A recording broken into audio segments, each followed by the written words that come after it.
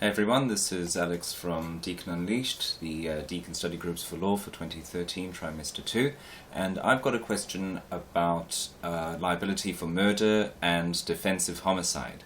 Basically, I want to know whether the common law test for reasonable grounds for believing that the threat is imminent still applies, and I'll show you what I mean. So I'll just jump across to the other window here.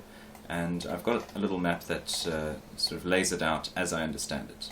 So let's say you've got a situation where you have criminal liability for murder. So basically actus reus and mens rea have been established, and it is established that D carried out conduct that constitutes murder.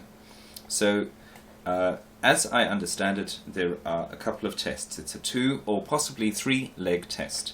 So the first leg is whether, pursuant to Section 9AC of the Crimes Act 1958 Victoria, this is to establish liability for murder.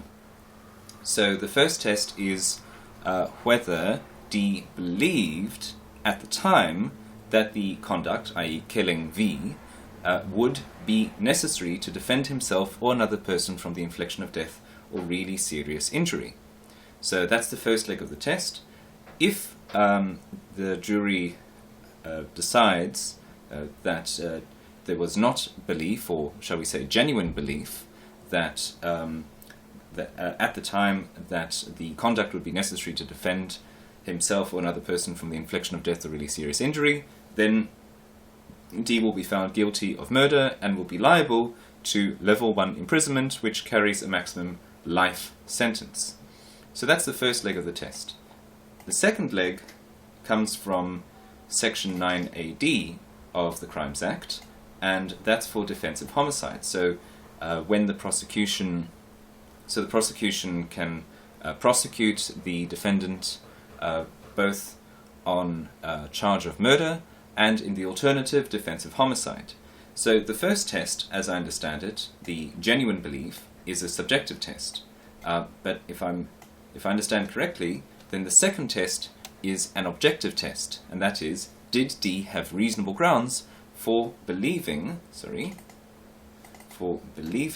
that said conduct would be necessary to defend himself or another person from the infliction of death or really serious injury.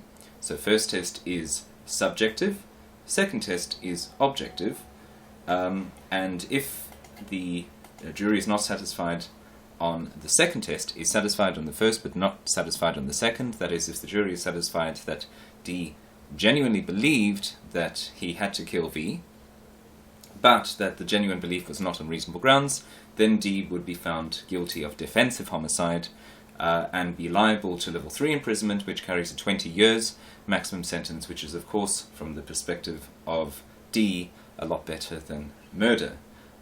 So first test subjective, second test objective. Now here's where I get to my question. Does the traditional common law requirement that the threat be imminent still apply? So we've got a couple of cases from the 90s and a very long tradition that in order to use the defense of self-defense, not only do you have to genuinely believe and believe on reasonable grounds that you need to kill the person, but that the perceived threat, is imminent. And my understanding here is that there's a bit of a split. If we go to the case of Babbage against the Queen in 2010, the Victorian Court of Appeal held that it was the clear intention of Parliament to displace the common law rules of self-defense and defense of others. What that means, if I understand correctly, is that it's simply a 2-leg test. First, you have the test of the subjective belief, the subjective test, that whether D genuinely believed that said conduct would be necessary. Then you have the objective test of whether the genuine belief was on reasonable grounds. But if we apply the traditional common law requirement that the threat be imminent, then it's really there's a third leg. It's a 3-leg test, which is the common law test of imminence. Did D believe on reasonable grounds that said threat of infliction of death or really serious injury at the hands of V was imminent? And if the third test is passed, if the jury is satisfied that the perceived threat was that the perception of the threat being imminent was on reasonable grounds, then D would be liable for neither murder nor defensive homicide. But if the defense fails the third leg, the common law test of imminence, then D would be liable to level 3 imprisonment for 20 years maximum. So my question is it simply this? Is it simply a two-leg test? Or is it also, or is there a third leg? So does the decision in Babbage against the Queen basically eliminate the common law test of imminence? So that's my question. So I'm going to share this on the forum. Feel free to comment down below or get in touch with me via Deakin Unleashed study groups. So this is the blog that we use, Deakin Unleashed study groups. I think has about 20 members at the moment. We're four study groups for trimester 2 for criminal law, for misleading conduct and economic torts, for constitutional law, and for civil procedure and alternative dispute resolution. This is one of the latest posts on the blog, where one of my diagrams, as you can see here, one of my diagrams was made its way into someone's lecture. Very, very cool.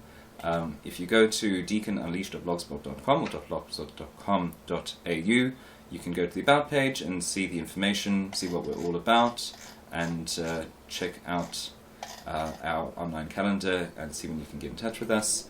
I'm also posting all of these sorts of videos to my channel Tabula Lex, link over here. And of course, if you're watching the video, then you've got direct access to the channel. We have tips and tricks. I also share my maps on the blog, and I'm also keeping people up to date with tasks both for myself and for the group. So anyway, that's it from me. I hope that this video is useful to you if you're a student. I hope this video makes it clear what the question is, and I hope to speak to you all soon. So, see ya.